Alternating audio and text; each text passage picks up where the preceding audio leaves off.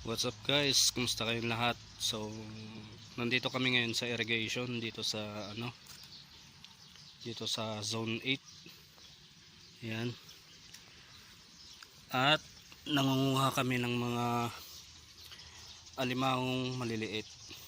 So, ito yun guys. Yan. Ang dami na. Kapi ang tawag namin sa mga ganyan. Sa Ilocano. Ewan ko kung anong tawag sa inyo guys. Bali nakukuha namin sa mga bato. Yan, dyan sila. Yan sila namamahay. So simula kanina ito yung nakuha namin. Madami-dami na rin. So sa Ilocano, kapi ang tawag namin sa ganyan. So, sakit lang sumipit guys.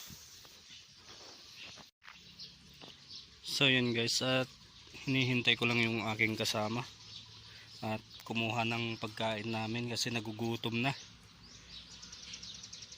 Bale mamaya pagkatapos namin kumain, diretso namin hanggang dun kasi tapos na kami magbungkal dito.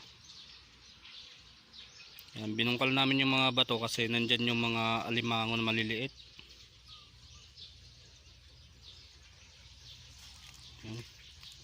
Tapos may mga hipon din, kaso kukunti lang yung nakuha namin.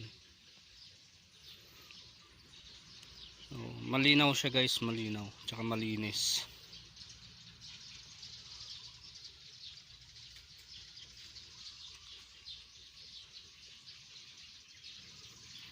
Mamaya guys, makakadami na naman. Yun, oh.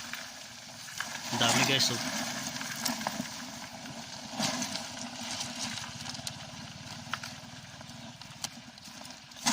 Nanguha pa kami ng mga susong pilipit. Yan, dami. Ito, mga malalaking kape.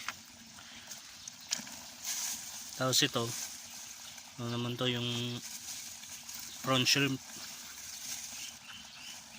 Yan, mga hipon na maliliit.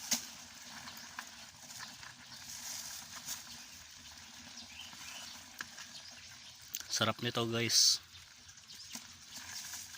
Mahal sa palengke nito kaya kami na lang kumuha. Kasi kati na yung tubig. Tingnan nyo. Kati na. Bukas kung matutuloy kami, mangunguryente daw kami bukas. Sabi ng kasama ko. Umalis lang siya saglit kasi kumuha siya ng pangtanghalian namin. Kasi anong oras na?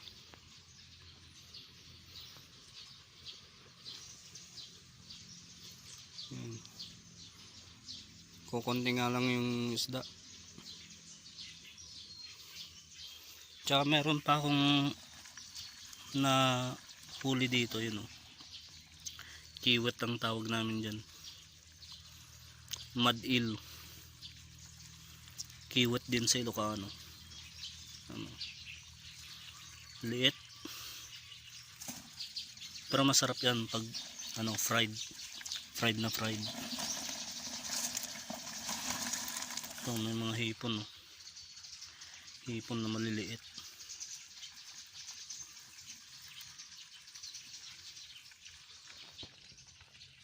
Yan guys, update namin kayo mamaya.